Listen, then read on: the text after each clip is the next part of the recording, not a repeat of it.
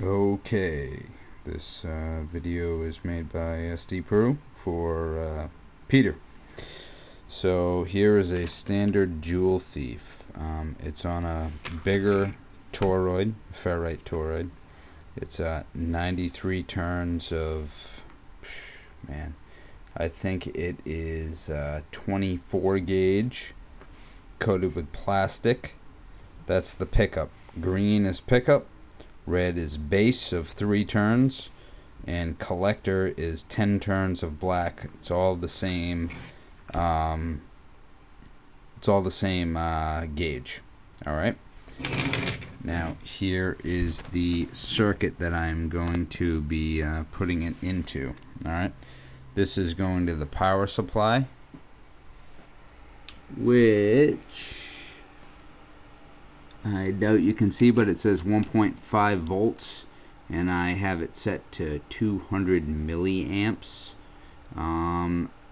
so that it'll draw what it needs up through 200 milliamps. My DMM, which goes to the output. Okay, so let me tell you what this circuit's about. Got a small electrolytic capacitor, and this one is 10 volts at 47 UF. You can use anything like that, or even upwards of a max cap super capacitor. This one's 2.5 volts at 10 farad. The transistor that I am using is a TIP 31A. Before I had a different TIP 31A, and the output is different, upwards of almost 100 volts. So not all transistors are made the same. This little chip right here is actually a small bridge rectifier rated at 800 volts at 1 amp.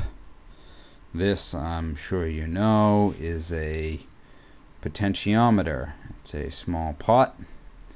This is a small capacitor rated at 400 volts, 10 NK. These capacitors are really good for Joule Thieves. Most people don't know that, but or at least use them anyways. But they're really good. Even though they're only 400 volts, they'll work on things that are 600, 800, 1,000 volts. They don't pop. I don't know why, but they're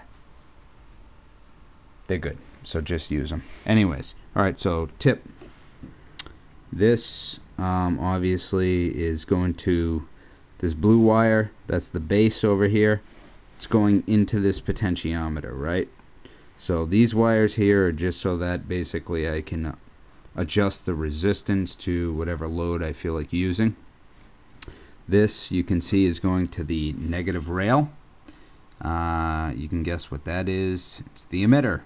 Always goes to the negative rail. Okay, so I'm going to hook this up. Alright, so you have 92 turns of pickup. So pickup goes to, you guessed it, the bridge.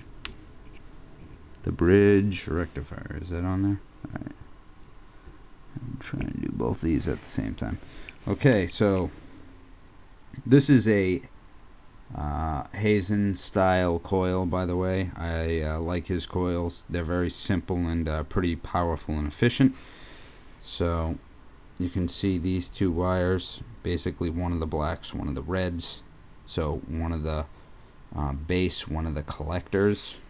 Going to the positive rail, as you would see in a standard Joule Thief, right? The other one is going to go right, oh, tough to see in the camera, but it's going in this first slot of the potentiometer. So the first slot is right there. The second slot goes back down to this and into the base. So like I said before, you can adjust it. Alright, here we go. this is going to the collector. So this collector coil, the other part is going to the collector of the transistor. Alright, here we go. So small electrolytic coil, circuit is hooked up. Now I am going to turn on my power supply. You can use a battery, it really doesn't matter. Regular electrolytic, non-rechargeable, usually does a better job than my power supply, just because my power supply is limited. If you use a rechargeable, normally they're 1.2 volts, and it won't give you quite as high a voltage. But anyways, so I'm turning it on. So right now it is set at 1.5 volts, and it's drawing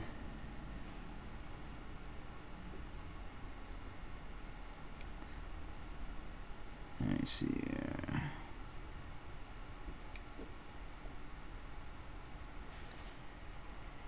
You can't really see it in here, but it's kind of going back and forth between 18 and 19 milliamps, or no, sorry, 190 and 180 milliamps.